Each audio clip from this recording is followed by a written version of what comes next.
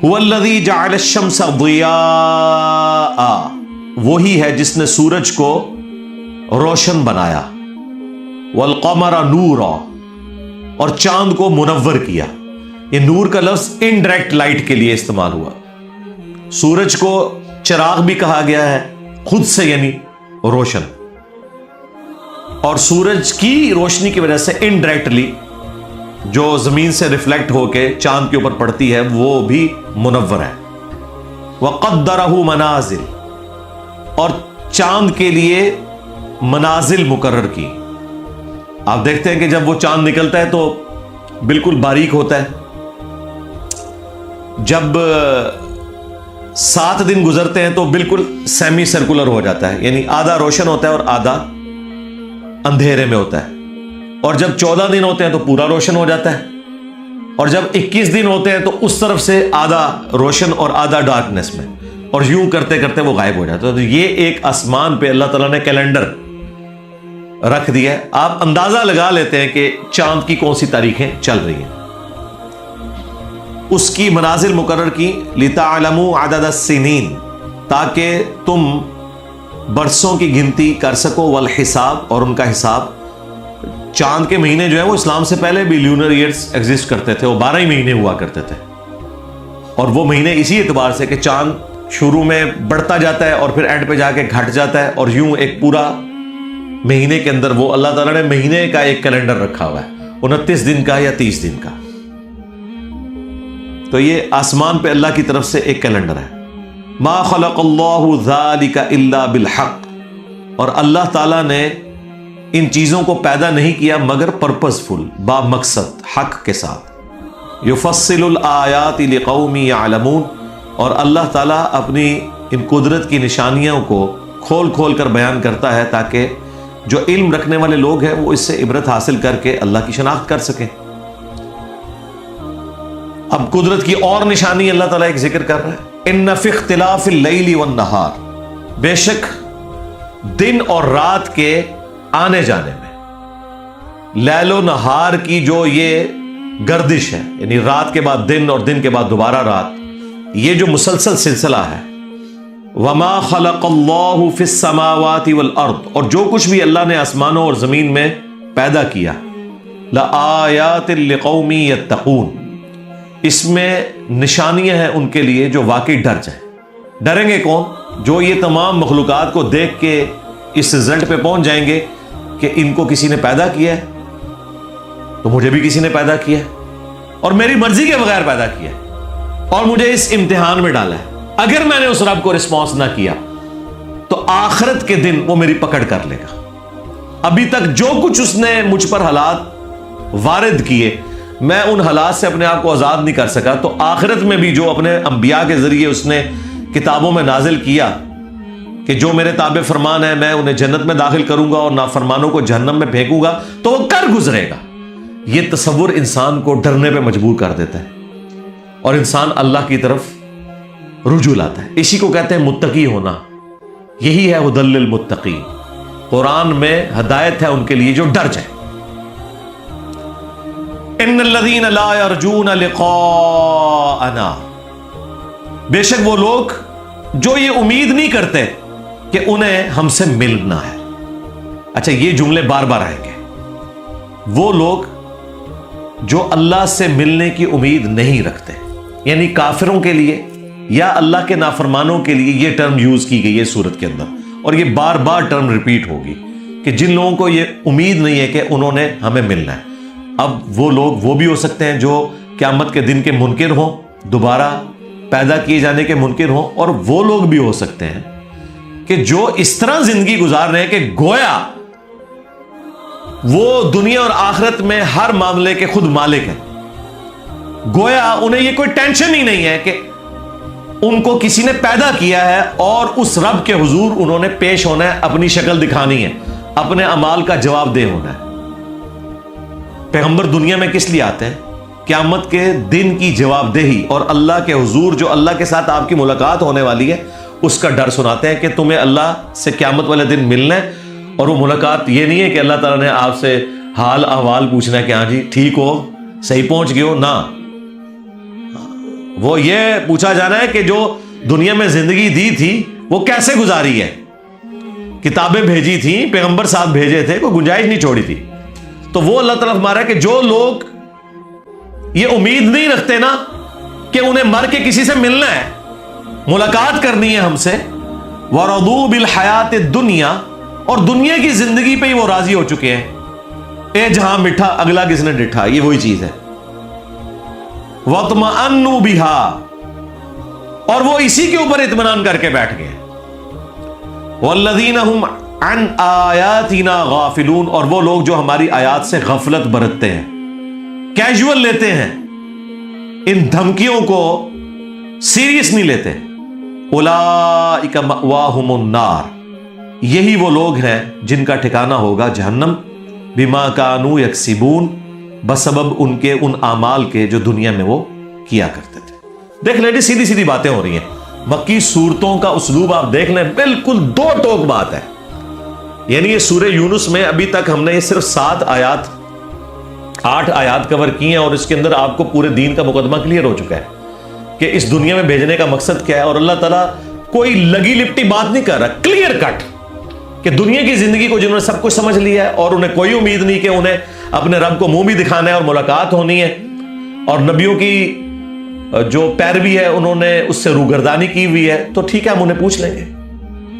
اب simultaneous contrast, ان الذین آمنوا, بے شک وہ لوگ جو ایمان لے کر آئے, وعملوا الصالحات, اور انہوں نے نیک اعمال کیے. صرف ایمان لانا کافی نہیں ہے, اعمال بھی نیک ہوں. یہدیہم ربہم بایمانہم, تو اللہ تعالیٰ ان کے ایمان کے سبب ان کی رہنمائی کر دے گا ان کا رب. تجری من تحتہم الانہار, ایسی جنتوں اور باغات کی طرف جن کے نیچے نہریں بہتی ہوں گی. فی جنات النعیم, نعمت کے باغوں کے اندر, ایسی جگہ جہاں پر نہریں بہتی ہوں گی اس کی طرف اللہ تعالیٰ رہنمائی کر دے گا. یعنی ان کا الٹیمیٹ جو انعام ہے وہ اللہ کی جنت ہے. اللہم اجعلنا منہم مع النبیین والصدیقین والشہداء والصالحین, آمین. دعواہم فیہا سبحانک اللہم, جنت میں جانے کے بعد بھی جو ان کی صدا ہوگی نا وہاں پر جنت کو دیکھ کر, وہ یہی ہوگی, سبحانک اللہم, پاک ہے ہمارا رب. اللہ کو پکار کے وہ کہیں گے اے اللہ تو پاک ہے. وَتَحِيَّتُهُمْ فِيهَا سلام, اور وہاں ان کی ایک دوسرے کو دعا ہوگی سلام. یعنی جنتی ایک دوسرے کو جب بھی ملیں گے السلام علیکم کہیں گے. یعنی یہ جنتیوں کی نشانی ہے, دنیا میں بھی سنت ہے, مشروع ہے, اور جنت کے اندر بھی. وَآخِرُ دَعْوَاهُمْ أَنِ الْحَمْدُ لِلَّهِ رَبِّ الْعَالَمِينَ, اور جو آخری پکار ہوگی نا ہر جنتی کی وہ یہی ہوگی الحمدللہ رب العالمین. تمام تعریفیں اس اللہ کے لیے ہے جو تمام جہانوں کا پالنے والا ہے. یعنی جنتی اللہ تعالیٰ کی جو جنت میں تعریف کریں گے نا بسبب ان نعمتوں کے جو ایک جنتی کو ملی کہ اللہ نے اپنا وعدہ پورا کر دیا, ہمیشہ کی جنت مقرر ہو گئی جس میں نہ موت ہے, نہ بڑھاپا ہے, نہ مفلسی ہے, نہ کوئی تکلیف ہے, اور ہر وہ چیز ہے جو انسان چاہے. تو انسان سبحان اللہ کہے گا, اللہ تعالیٰ کی تعریف کرے گا کہ اللہ تو پاک ہے جس نے مجھے سب کچھ دیا, اور اپنے خوشی کے جذبات کے اظہار کے لیے جو آخری کلام اس کا ہوگا نا وہ ہوگا الحمدللہ رب العالمین. تمام تعریفیں اس اللہ کے لیے ہیں جو تمام جہانوں کا پالنے والا ہے.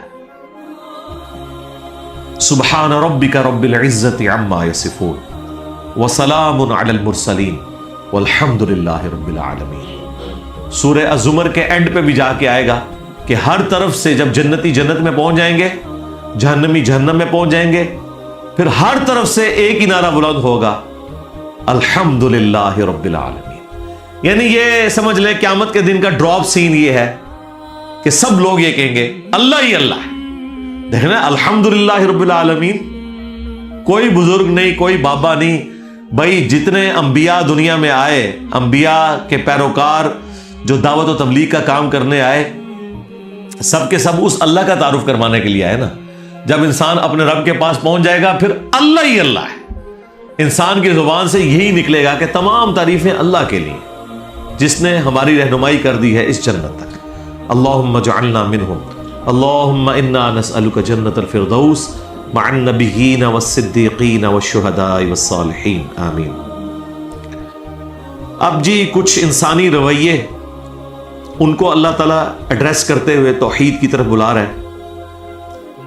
وَلَوْ يُعَجِّلُ اللَّهُ لِلنَّاسِ الشَّرَّ، اور اگر اللہ تعالیٰ جلد بازی کرتا لوگوں کو تکلیف پہنچانے کے اعتبار سے، لِلنَّاسِ الشَّرَّ اسْتِعْجَالَهُمْ بِالْخَيْرِ، جس طرح انسان جلد بازی کرتے ہیں بھلائی کے اعتبار سے، لَقُضِيَ إِلَيْهِمْ آجَلُهُمْ، تو اللہ تعالیٰ پوری کر دیتا ان کی میعاد. یعنی جس طرح انسان کی خواہش ہے نا کہ مجھے آسائش جلد از جلد مل جائے، اگر اللہ تعالیٰ بھی جلد بازی کرتا نا کہ جو شخص گناہ کر رہا ہے اسے فوراً سزا دے تو معاملہ کب سے تلپٹ ہو چکا ہوتا. یعنی اللہ تعالیٰ گناہ گاروں کو ڈھیل دیتا ہے. یعنی انسان کو یہ ٹونٹ کروائی جا رہی ہے کہ جس طرح تیری خواہش ہوتی ہے نا کہ میرے حالات بہتر ہو جائیں اور تو اس کے لیے پوری ایفرٹ پٹ کرتا ہے، میں بھی اگر اس طریقے سے چھوٹی چھوٹی باتوں کے اوپر نکیر کرنا شروع کر دیتا تو کب سے تیرا معاملہ تلپٹ ہو چکا ہوتا. فَنَظَرُ الَّذِينَ لَا يَرْجُونَ لِقَاءَنَا فِي طُغْيَانِهِمْ يَعْمَهُونَ، بلکہ ہم چھوڑ دیتے ہیں ان لوگوں کو جو ہم سے ملاقات کی امید نہیں رکھتے کہ وہ اپنی سرکشی میں بھٹکتے رہیں. یعنی الٹیمیٹلی اللہ تعالیٰ نے موت کے وقت اور آخرت میں انہیں پکڑنا ہے. دنیا میں اگر کسی فاسق کو، فاجر کو، ظالم شخص کو ڈھیل ملی ہوئی ہے تو وہ یہ نہ سمجھے کہ اللہ تعالیٰ اس پہ گرفت نہیں کر سکتا. دو وجوہات ہو سکتی ہیں، یا تو اللہ تعالیٰ اسے ڈھیل دے رہا ہے شاید وہ اللہ کی طرف پلٹ آئے، ایک اور چانس مل جائے، یا پھر یہ ہے کہ وہ اپنی گمراہی میں اور بڑھے، اور جب وہ اپنی گمراہی میں زیادہ بڑھے تو زیادہ عذاب کا مستحق ہو، وَلِعَاذُ بِاللَّهِ تعالی. تو یہاں پہ بھی دیکھ لیں وہی ٹرم آئی ہے کہ جو لوگ ہم سے ملنے کی امید نہیں رکھتے. وَإِذَا مَسَّ الْإِنسَانَ الضُّرُّ دَعَانَا لِجَنبِهِ أَوْ قَاعِدًا، جب انسان کو تکلیف پہنچتی ہے تو وہ ہمیں پکارتا ہے کروٹ پہ لیٹے ہوئے بھی اور کھڑا ہوا بھی. أَوْ قَاعِدًا أَوْ قَائِمًا، اور کھڑے ہوئے بھی، بیٹھے ہوئے بھی، لیٹے ہوئے بھی اور کھڑے ہوئے بھی، تینوں حالتوں میں اٹھتے بیٹھتے ہمیں پکارتا ہے کہ یا اللہ مجھ سے یہ تکلیف دور کر دے. فَلَمَّا كَشَفْنَا عَنْهُ ضُرَّهُ، پس جب ہم اس سے اس کی تکلیف کو دور کر دیتے ہیں نا، مَرَّ كَأَن لَّمْ يَدْعُنَا إِلَىٰ ضُرٍّ مَسَّهُ، تو وہ اس طرح چل دیتا ہے پیٹ پھیر کے گویا اس نے کبھی ہمیں تکلیف میں پکارا ہی نہیں تھا. ظاہر جب تکلیف دور ہو گئی تو اب پھر وہ اللہ کی طرف متوجہ نہیں ہوتا.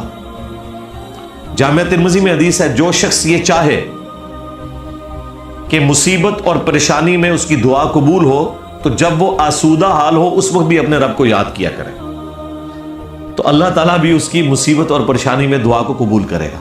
بہرحال اللہ تعالیٰ تو عطا فرمانے والا ہے، نافرمانوں کی بھی سنتا ہے، ان کی تکلیف دور کرتا ہے، اور تکلیف دور ہونے کے بعد وہ اس طرح غائب ہوتے ہیں. ہم نے بھی اپنے معاشرے میں کئی لوگ دیکھے ہیں جب ان پہ کوئی مشکل وقت آتا ہے تو تسبیح اٹھا کے ٹوپی پہن کے ہر وقت مسجد میں بیٹھے رہتے ہیں. کسی کے پیپر ہوتے ہیں، کسی کا رشتہ نہیں ہو رہا ہوتا، کسی کے کاروبار کا ایشو ہوتا ہے، اور جیسے ہی معاملات بالکل سیٹل ہو جاتے ہیں پھر وہ آپ کو نظر نہیں آتے ان لوگوں کی طرح جو فصلی بٹیروں کی طرح رمضان کے مہینے میں آپ کو مسجد میں جاتے ہوئے نظر آتے ہیں. یہ تو میں نے اپنی آنکھوں سے لوگوں کو دیکھا ہے، بالکل غائب ہو جاتے ہیں، وہ اسکرین سے آؤٹ ہو جاتے ہیں.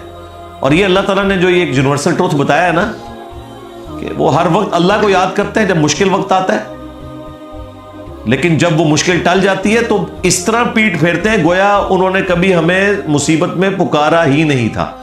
كَذَلِكَ زُيِّنَ لِلْمُسْرِفِينَ مَا كَانُوا يَعْمَلُونَ، بالکل اس طریقے سے آراستہ کر دیے ہیں اللہ تعالیٰ نے حد سے جو بڑھ جانے والے لوگ ہیں، ان کے برے اعمال ان کی نظروں میں سنوار دیے. یعنی یہ اتنی ذلیل حرکت ہے، اس کے باوجود ان کی توجہ نہیں جاتی کہ یہ ہم کتنی احسان فراموشی کر رہے ہیں کہ جس اللہ کی طرف ہم تکلیف میں متوجہ ہوئے، اس سے صلح کی، جب اس نے ہمارا کام کر دیا تو بجائے یہ کہ ہم شکر گزاری کی روش اختیار کرتے اور پورے پیشن کے ساتھ مستقبل میں بھی زندگی اس کی اطاعت میں گزارتے، اس سے بغاوت کرنا شروع کر دیتے۔ وَلَقَدْ أَهْلَكْنَا الْقُرُونَ، اور بے شک ہم نے کئی قوموں کو ہلاک کر دیا، من قبلکم، تم سے پہلے جو تھیں، لما ظلموا، جب وہ ظلم کیا کرتے تھے، گناہگار تھے، وجاءتهم رسلهم بالبینات، اور ان کے پاس بھی ان کے وقت کے پیغمبر روشن دلائل لے کر آئے تھے، وما كانوا ليؤمنوا، لیکن وہ ایسے نہیں تھے کہ ایمان لے آتے، كذلك نجزي القوم المجرمین، اور بالکل اس طریقے سے ہم سزا دیتے ہیں مجرمین کو۔ ثم جعلناكم خلائف في الارض، اس کے بعد زمین پر ہم نے خلیفہ کیا تمہیں، من بعدہم، ان کے جانے کے بعد، لننظر کیف تعملون، تاکہ اللہ تعالیٰ یہ دیکھے کہ تم کیسے عمل کرتے ہو۔ یعنی یہ انسانوں کو بتایا جا رہا ہے کہ جو تم دنیا میں آباد ہو نا، تم سے پہلے بھی قومیں آباد تھیں، انہوں نے بھی اپنے وقت کے پیغمبروں کا انکار کیا اور تباہ و برباد ہوئے، اس کے بعد اللہ تعالیٰ تمہیں لے کے آیا، وہ بھی یہ سمجھتے تھے ہم پہ کوئی برا وقت نہیں آئے گا جس طرح تم سمجھ رہے ہو، تو یہ تم کو نئے نہیں اس دنیا پہ آباد، تم سے پہلے بھی اسی طریقے سے انبیاء کے نافرمان ہوتے تھے، تباہ و برباد ہو جاتے تھے، تو یہ اگلے لوگوں کی کوئی کہانیاں نہیں ہیں، یہ اس طریقے سے ہوتا رہا اور اب تم بھی اسی پیٹرن کے اوپر چل رہے ہو۔ وَإِذَا تُتْلَى عَلَيْهِمْ آيَاتُنَا بَيِّنَاتٍ، اور جب ان پر پڑھی جاتی ہیں ہماری روشن آیات، قَالَ الَّذِينَ لَا يَرْجُونَ لِقَاءَ نَأْتِ بِقُرْآنٍ غَيْرِ هَذَا، تو وہ لوگ جو اللہ سے ملاقات کی امید نہیں رکھتے نا، وہ کہتے ہیں کوئی اور قرآن لے کر آؤ، او بدل، یا اسے تبدیل کر دو۔ یہ قرآن تو اتنا سخت ہے، اے نبی کوئی کمپرومائز کرنے والی سچویشن کو اختیار کرو، قرآن کوئی اور لے کر آؤ۔ یہ میں آپ کو بتاتا ہوں کہ قرآن کی توحید اتنی سخت ہے کہ یہ لاکھوں لوگوں نے اس زمانے میں اس طرح نہیں سنی۔ نبی علیہ السلام کے مجمع میں لاکھوں لوگ نہیں ہوتے تھے۔ حضرت نوح علیہ السلام جب توحید بیان کرتے تھے 950 سال تک صرف 78 بندے ایمان لے کر آئے ہیں، کیونکہ وہ توحید ایسی تھی کہ جن لوگوں نے وہ حق قبول نہیں کرنا، ان کے لیے اس سے زیادہ کڑوی چیز ہی کوئی نہیں ہے، جو قبول کر لے ان کے لیے اس سے زیادہ میٹھی چیز ہی کوئی نہیں ہے۔ انسان اپنی جان دے دیتا ہے لیکن توحید سے روگردانی نہیں کرتا، لیکن یہ اس کے لیے جسے بات سمجھ آ جائے یا جو سمجھنا چاہے۔ تو اللہ تعالیٰ فرما رہا ہے کہ جب ہمارے روشن آیات، یعنی بالکل کلیئر کٹ آیات، ننگی باتیں ان کے سامنے کی جاتی ہیں نا، بغیر کسی تردد کے، تو یہ کہتے ہیں کہ اے نبی اس قرآن کو بدل دو یا کوئی اور قرآن لے کے آؤ، ذرا میٹھی میٹھی ذرا باتیں ہوں اس کے اندر، یہ کیا سخت سخت باتیں، دیکھ لیں یہ باتیں جتنی آئی ہیں واقعی وہ اسٹریٹ فارورڈ ہے کہ مانو گے جنت ملے گی، نہیں مانو گے جہنم میں جاؤ گے، اور اللہ کو پرواہ بھی نہیں اس کی کوئی۔ قل ما یکون لی ان ابدلہ، اے نبی تم فرماؤ کہ مجھے تو کوئی اختیار نہیں ہے کہ میں اسے بدل سکوں، من تلقاء نفسی، اپنی مرضی سے میں اس میں سے کوئی چیز نہ نکال سکتا ہوں نہ داخل کر سکتا ہوں، مجھے کوئی اختیار نہیں کہ میں اللہ کی کتاب کو بدل سکوں۔ اور یہی بات ختم نہیں ہے، ان اتبع الا ما یوحى الی، میں تو خود پابند ہوں اس وحی کا جو میری طرف کی جاتی ہے، میں تو خود اس کی پیروی کرنے والا ہوں۔ یعنی تم مجھے کہہ رہے ہو کہ قرآن بڑا سخت ہے، اسے بدل دو یا کوئی نیا قرآن لے آؤ، اور میں تو خود پابند ہوں اس بات کا کہ جو میری طرف وحی آئی ہے میں نے بھی اس پہ عمل کرنا ہے۔ صرف تمہیں نہیں بلا رہا اللہ کی طرف، میں نے بھی اپنے رب کا تابع فرمان اسی طریقے سے ہونا ہے جس طرح میں تم سے ڈیمانڈ کر رہا ہوں۔ انی اخاف ان عصیت ربی عذاب یوم عظیم، میں تو خود خوف رکھتا ہوں اس بات کا کہ بالفرض اگر میں نے بھی اپنے رب کی نافرمانی کی تو بڑے دن کا عذاب مجھے بھی آ پکڑے گا۔ لیکن یہ وہ آیت ہے جو سخت ترین آیت قرآن کی، یہ سورہ یونس میں آئی ہے، سورۃ الانعام میں آئی ہے، سورہ الزمر میں آئی ہے۔ قرآن میں 3 جگہ یہ آیت آئی ہے، باقی 2 جگہوں پہ تو ساتھ قل کا بھی لفظ ہے، قل انی اخاف ان عصیت ربی عذاب یوم عظیم، اے نبی تم فرما دو کہ اگر میں بھی اپنے رب کی نافرمانی کروں تو تو مجھے خوف ہے کہ بڑے دن کا عذاب مجھے بھی آ پکڑے گا. یہ تو ہم احتراماً ساتھ بریکٹ میں لگا دیتے ہیں بالفرض، یہ قرآن میں کہیں نہیں ہے. یہاں ان سب نے بریکٹیں لگائی ہوئی ہوتی ہیں. تو ان سے ذرا پوچھیں، یہ بریکٹیں جو لگاتے ہو تو قرآن کی تعریف کر رہے ہو؟ وہ کہتے ہیں نہیں، سمجھانے کے لیے بریکٹ لگانی پڑتی ہے کہ یہ نبی کے ذریعے سے امت کی اصلاح کی جا رہی ہے. اس کا مطلب ہے بریکٹ میں اگر کوئی تفسیر کے طور پر بات کی جائے تو وہ قرآن کی تحریف نہیں ہوتی. یقیناً نبی تو قطعی جنتی ہے، وہ اللہ کی نافرمانی نہیں کریں گے. ان کے ذریعے سے امت کو کہلوایا جاتا ہے. امت کو اس لیے کہلوایا گیا تھا کہ کوئی امتی کل کو اٹھ کے یہ کہے کہ تم ہمارے سلسلے میں بیعت ہو جاؤ، میں اس وقت تک جنت میں نہیں جاؤں گا جب تک کہ سارے مرید اپنے ساتھ لے نہ جاؤں. اندازہ کریں، یعنی نبی کے ہوتے ہوئے، نبی کی مبارک زبان سے جب یہ کہلوایا جا رہا ہے کہ نبی تم فرماؤ کہ مجھے خود خوف ہے کہ اگر میں نے اپنے رب کی نافرمانی کی تو بڑے دن کا عذاب مجھے آ پکڑے گا. تو یہ کہتے ہیں یہ اس لیے تھا تاکہ امت کو ڈر سنایا جائے. اور امت اتنی دلیر ہے کہ امت کا ایک بابا کھڑا ہو کے کہتا ہے کہ جی میں اس وقت تک جنت میں داخل ہی نہیں ہوں گا جب تک کہ اپنے سارے مریدوں کو لے نہ جاؤں. کتنے لے نہ جائیں؟ جتنے تو جانا ہے. جنت کی گارنٹی تو کوئی نہیں ہے. بخاری مسلم دونوں میں حدیث ہے، نبی علیہ السلام نے اپنے ایک ایک رشتہ دار کو پکارا. جب سورہ الشعراء کی وہ آیت نازل ہوئی نا کہ نبی اپنے قریبی رشتہ داروں کو ڈر سنائیے، تو نبی علیہ السلام نے اعلانیہ کہا، اے نبی کے چچا عباس، میرے مال سے جو لینا ہے لے لے، اگر اللہ کے حضور تو پکڑا گیا میں تیرے کچھ کام نہیں آؤں گا. اے نبی کی پھوپھی صفیہ، میرے مال سے جو لینا ہے لے لے، مال تو میں تجھے دے کے انٹرٹین کر سکتا ہوں لیکن اللہ کے حضور اگر تو پکڑی گئی میں تیرے کچھ کام نہیں آؤں گا. اے نبی کی بیٹی فاطمہ جو جنتی عورتوں کی سردار بھی ہے، بخاری مسلم میں ہے، میرے مال سے جو لینا ہے لے لے، اگر اللہ کے حضور تو پکڑی گئی تو میں تیرے کچھ کام نہیں آؤں گا. یہ ساری باتیں کیا اس لیے کی جا رہی تھی کہ اس کے بعد ان آیات اور احادیث کی تشریح آگے سے کی جائے؟ اے نہیں جی یہ تے سانو سمجھانے واسطے سی، اللہ دے نبی تے کدے گناہ نہیں کر سکتے. بالکل ہے تے سمجھے ہو تسی، تواڈے وڈے سمجھ گئے.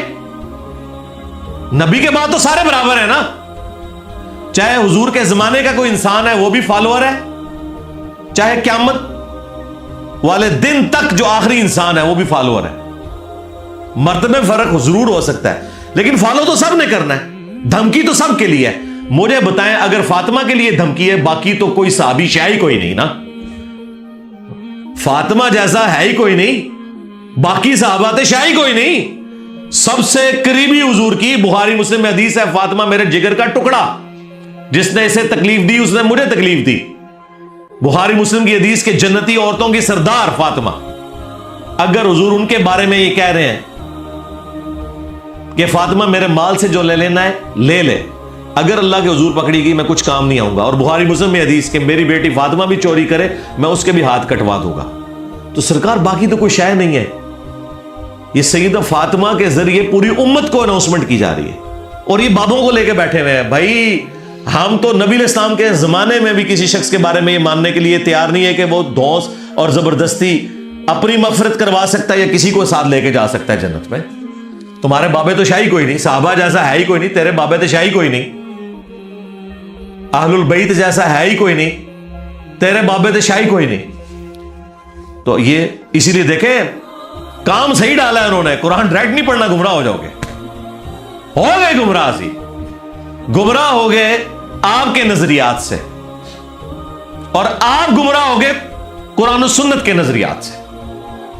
ہم آپ کے بزرگوں کے غلط نظریات سے گمراہ ہو کر اسلام کی طرف آ گئے، اور آپ اسلام کے نظریات سے گمراہ ہو کے اپنے بابوں کے پیچھے لگ گئے کیونکہ آپ نے قرآن و سنت پڑھی نہیں تھی. قل لو شاء اللہ ما تلوتہ علیکم، اے نبی تم فرماؤ کہ اگر اللہ ہی چاہتا تو میں کبھی قرآن تم پر نہ پڑھتا. ولا ادراکم بہ، اور نہ اللہ تعالیٰ تمہیں اس کتاب کے اوپر مطلع کرتا. اللہ اکبر. یعنی یہ اللہ کی مرضی تھی، یعنی مجھے خود بھی نہیں پتا، مجھے اللہ تعالیٰ نے مبعوث کیا اس کام کے لیے. ایک اور جگہ قرآن میں آیا کہ اے نبی تم فرما دو کہ مجھے کوئی امید نہیں تھی کہ میری طرف یہ وحی نازل ہوگی. یعنی میں کوئی دھاک لگائے نہیں بیٹھا ہوا تھا اس اعتبار سے کہ میری طرف کوئی وحی آنی تھی. نبی علیہ السلام تو ایک بڑی ڈائنامک لائف گزار رہے تھے. جب آپ کی عمر مبارک کا 40واں سال شروع ہے تو اچانک آپ دنیا سے دل آپ کا اچاٹ ہوا. کیونکہ اگر نبی علیہ السلام شروع سے ہی کوئی اس طرح کی تپسیا کر رہے ہوتے کسی غار میں بیٹھ کے تو لوگ کہتے کہ یار اتنے سالوں سے بیٹھا ہوا تھا, کچھ نہ کچھ تو اس نے نکال لانا تھا اس میں سے. آپ کی زندگی کو اللہ نے اس لیے اتنا ڈائنامک بنایا کہ کوئی کل کو اعتراض کر ہی نہ سکے. ایک چلتا پھرتا ایکسٹروورٹ انسان جو ایک مکے کی امیر ترین عورت کا خامند ہے, جو تجارت کر رہا ہے اور بالکل نارمل لائف گزار رہا ہے, اچانک جب اس کی زندگی کا 40واں سال آتا ہے اور اس کا دل دنیا سے اچاٹ ہوتا ہے اور چند دنوں کے لیے اللہ تعالیٰ اس کی رہنمائی کرتا ہے غار ہرا کی طرف, اور وہ بھی اس کی بیوی اسے کھانا باندھ کے دیتی ہے ساتھ. اندازہ کریں, بخاری مسلم میں ہے کہ نبی علیہ السلام اپنا کھانا گھر سے لے کے جاتے تھے, ان کے بابے نگاہ مار کے تو یہ وہ کرتے تھے, اندازہ کریں, اور حضور اپنا کھانا ساتھ لے کے جاتے تھے. اور وہاں پہ فرشتہ آتا ہے اور وہ سارے کا سارا سلسلہ نبی علیہ السلام کے لیے ایک مشکل زندگی کا آغاز شروع ہو جاتا ہے. اور اس لیول کی مشکل زندگی کہ وہ لوگ جو پہلے آپ کو صادق اور امین کہتے تھے وہی آپ کے جان کے دشمن بن گئے, حتیٰ کہ آپ کو 52 سال جس شہر میں آپ نے زندگی گزاری وہ شہر بھی چھوڑنا پڑ گیا. کوئی اعلانیہ نہیں, رات کے وقت اندھیرے میں آپ کے سر کی قیمت 100 اونٹ لگ چکی ہوئی ہے, اور اسی میں آپ کو غار ثور میں بھی 3 دن کے لیے رکنا پڑا. اور پھر اس کے بعد بھی کوئی مدینے میں جا کے نبی علیہ السلام کی زندگی کو سکون کی نہیں ہے, جنگوں سے عبارت ہے. 2 ہجری میں غزوہ بدر, 3 میں احد, 5 میں خندق, 6 میں صلح حدیبیہ, 7 ہجری میں غزوہ خیبر, 8 میں فتح مکہ, اور 8 ہی میں غزوہ حنین, اور 9 میں رومن امپائر کے خلاف غزوہ تبوک, اور 11 ہجری کے سٹارٹ میں ڈیتھ ہو گئی. پوری کی پوری زندگی قربانیوں سے عبارت ہے. یعنی اتنی سکون کی زندگی حضور کی گزر رہی تھی, 40 سال سکون سے گزارے ہیں, لیکن اپنی زندگی کے آخری 23 سال آپ کے مسلسل جد و جہد کا نام ہے, جنگوں کی تکلیف اٹھانے کا نام ہے, اپنے قریبی ساتھیوں کی لاشیں اٹھانے کا نام ہے, اپنے گھر والوں کی تکلیف سے گزرنے کا نام ہے. 3 بیٹیاں جوان فوت ہوئیں, بیٹے فوت ہوئے, اپنے ہاتھوں سے دفنائے, قریبی ساتھی شہید ہو گئے جنگوں کے اندر, اور کیا کیا تکلیفیں آپ کو مستقبل کے لیے بھی بتا دی گئی کہ آپ کے نواسوں کے ساتھ یہ ہونے والا ہے, آپ کے فلاں صحابی کے ساتھ یہ ہونے والا ہے آپ کے بعد. اگر آپ نبی علیہ السلام کی جگہ اپنے آپ کو رکھ کے دیکھیں تو اتنے مضبوط اعصاب کا انسان آپ کو کوئی اور نظر نہیں آئے گا. ایک تو زندگی میں تکلیف, اور یہ بھی بتایا جا رہا ہے کہ آپ کے بعد یہ ہونا ہے. ہم تو ماضی میں یاد کر کے ان واقعات کو کتنی تکلیف سے گزرتے ہیں. جس شخص نے اپنی محنت سے سارا کا سارا یہ سسٹم قائم کیا اور اسے بتایا جا رہا ہے کہ 30 سال کے بعد خلافت راشدہ ختم ہو جائے گی, یہ قتل و غارت شروع ہو جائے گا, اور پھر آپ خود بتا رہے ہیں, بخاری مسلم میں حدیث ہے کہ جس طرح اگلی قومیں تباہ و برباد ہو گئی تھی, دنیا کے مال میں ڈوب گئی تھی, مجھے تم سے یہ خطرہ نہیں کہ تم شرک کرنے لگو, تم بھی آپس میں ایک دوسرے کو قتل کرو گے اور تباہ و برباد ہو جاؤ گے جس طرح اگلے لوگ. کیونکہ یہ اللہ کی سنت ہے, ہر عروج کو زوال ہے, یہ ذہن میں رکھیے گا. یہ ہو ہی نہیں سکتا کہ عروج ہمیشہ قائم رہے, یہ اللہ کی سنت کے خلاف ہے. اللہ کی سنت یہ ہے کہ اللہ تعالیٰ عروج جب دیتا ہے نا تو پھر عین اس عروج کے اندر اس طریقے سے وہ رسی کھینچتا ہے کہ دوبارہ سے ڈاؤن فال شروع ہو جاتا ہے. دنیا میں کسی نے عروج ہمیشہ نہیں دیکھا. آپ مسلمان دیکھیں کہ کوئی مقابلہ ہی نہیں تھا سامنے, اور یورپ تک پورے کا پورا سسٹم پھیل گیا. بس وہ حضور کی وفات کے ایگزیکٹلی آلموسٹ 100 سال کے بعد ایک جنگ مسلمان جو ہے وہ فرانس والی جنگ ہار گئے, ورنہ وہ جنگ جیت جاتے ہیں تو پوری دنیا پہ قبضہ ہو جاتا ہے. لیکن وہ اللہ تعالیٰ اینڈ ٹائم پہ کھینچتا ہے, کیونکہ کسی کو فری ہینڈ نہیں دیا جاتا. تاریخ کس طرح ہر چیز کو ملیا میٹ کرتے جا رہے تھے, تو عین الجالود کے اندر جا کے وہ ان کو شکست ہوئی, وہاں سے ان کا ڈاؤن فال شروع ہو گیا. سلطنت عثمانیہ 600 سال تک, آج جناب وہ اتنا سا ٹرکی ملک رہ گئے, ترکی کدھر 3 बड़े आज़मों में फैला हुआ, अफ्रीका से लेके यूरोप और यहाँ एशिया भी, सारे का सारा। तो अल्लाह ताला अल्टीमेटली हर उरूज को ज़वाल देता है, ये अल्लाह की सुन्नत है। तो नबी अलैहिस्सलाम की जिंदगी तकलीफ से इबारत थी जी। तो अल्लाह ताला उसी जिंदगी का जिक्र करते हुए कह रहा है कि ए नबी, इनसे फरमाओ कि अगर अल्लाह ही ना चाहता तो मैं ना ये कुरान तुम पे तिलावत करता और ना तुम्हें इस किताब से आगाह किया जाता। फ़क़द लबिस्तु फ़ीकुम उमरम मिन क़ब्ली, तो बेशक मैं उम्र का एक अच्छा खासा हिस्सा ऐलान नबूवत से पहले तुम में गुजार चुका हूं। अफला ताक़िलून, क्या तुम अकल नहीं रखते? अच्छा, लोग इस आयत का एक पहलू लेते हैं कि जी देखें, नबी अलैहिस्सलाम ऐलान नबूवत से पहले भी एक परफेक्ट लाइफ गुजार रहे थे। अल्लाह ताला ने नबी अलैहिस्सलाम की ऐलान नबूवत से पहले की जिंदगी को दलील बनाया है इस दीन हक की, कुरान की, तौहीद की। बिल्कुल, ये सेकेंडरी रिजल्ट है। प्राइमरी रिजल्ट असल में इस कॉन्टेक्स्ट में यह है कि ये जो किताब है, मेरी जिंदगी खुली किताब थी तुम्हारे सामने। इससे पहले मैंने कभी कोई इस तरह का कलाम तुम्हारे सामने नहीं पढ़ा। ये इस बात का सबूत है कि ये अल्लाह ताला ने मेरे साथ गैर मामूली मोजज़ा किया है, मुझे पैगंबर बना के मबूस किया है। ये आयात इसलिए नहीं थी कि नबी अलैहिस्सलाम की इससे शान बयान करनी थी आपने, ये इसलिए थी कि नबी अलैहिस्सलाम की नबूवत का मकसद पता चलता और नबी अलैहिस्सलाम की नबूवत को एस्टैब्लिश किया जाता। तो क्या तुम्हें अकल नहीं है कि मैंने उम्र का एक अच्छा खासा हिस्सा तुम में गुजारा है? फमन अज़लमु मिम्मन इफ्तरा अलल्लाहि कज़िबा, तो उससे बढ़कर जालिम कौन हो सकता है जो अल्लाह पर झूठ बांध दे। यानी जब मैं सादिक और अमीन था तुम्हारी नजर में, और मैं वाकई सादिक और अमीन हूं और मेरी जिंदगी इस पर गवाह है, तो उससे बड़ा झूठा कौन होगा जो अल्लाह पर झूठ बांध दे कि वो अल्लाह का पैगंबर है। देखिए, इस कायनात में सबसे बड़ा कोई झूठ शिर्क के बाद अगर कोई है ना, तो वो ये है कि कोई शख्स ये क्लेम करे कि मैं अल्लाह का पैगंबर हूं। सबसे बड़ा झूठ यही है ना कि अल्लाह के साथ किसी को शरीक ठहरा दे। ये तो नंबर 1 झूठ हो गया इस कायनात का, क्योंकि तौहीद कायनात की सबसे बड़ी सच्चाई है।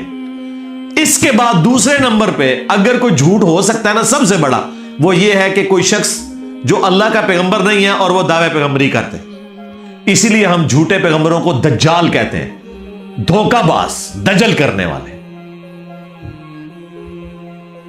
तो ये उस तरफ इशारा है कि बताओ उससे बढ़कर जालिम कौन हो सकता है जो अल्लाह पर झूठ बांध दे। मुराद क्या कि वो ये कहे कि मैं अल्लाह का पैगंबर हूं। तो जब मैं सादिक और अमीन हूं और मेरी जिंदगी इस पर गवाह है, तो मेरे से बड़ा कोई झूठा नहीं हो सकता कि मैं अल्लाह के ऊपर झूठ बांध दूं कि मैं अल्लाह का पैगंबर हूं।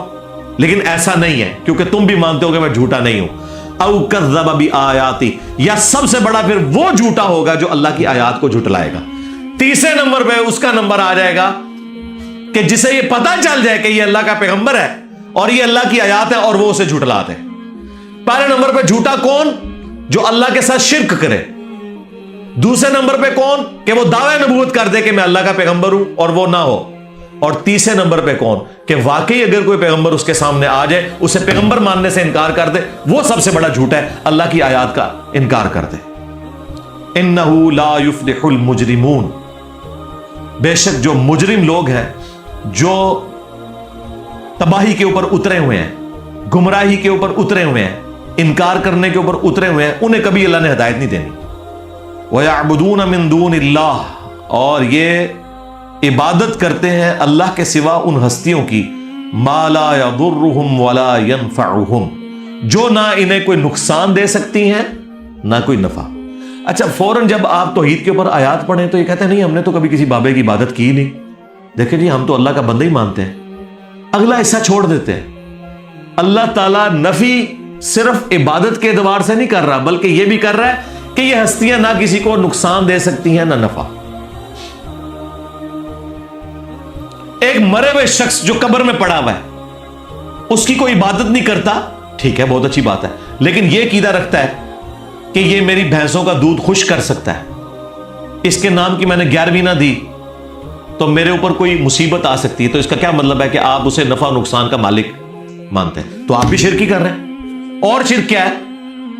आधी आयत लेते हो کہ ہم تو جی عبادت تو کوئی نہیں کرتے, اللہ نے تو عبادت کرنے والوں کی نفی کی ہے. سرکار ساتھ ذکر کیا ہے ما لا یضرہم ولا ینفعہم, جو ہستیاں نہ انہیں نقصان دے سکتی ہیں نہ نفع دے سکتی ہیں. وَيَقُولُونَ, اور یہ کہتے ہیں ہَؤُلَاءِ شُفَعَاؤُنَا عِندَ اللَّهِ, وہ کہتے ہیں نہیں ہم ان کو تو پکار ہی نہیں رہے, یہ اللہ کے حضور ہمارے سفارشی ہیں. سیم وہی مینٹلٹی, ایسی داتا صاحب کو تو نہیں منگتے, اے اللہ دے حضور ساڑھے سفارشی نے, ہم سلطان الہند سے تو نہیں مانگتے, یہ ہم اللہ کے حضور انہیں اپنا سفارشی مانتے ہیں, پیچھے ہی اللہ ہے. ہاں اے نہیں ہے کہ پیچھے کوئی اور ہے, نہیں پیچھے اللہ ہے جی, سامنے ہی ہے.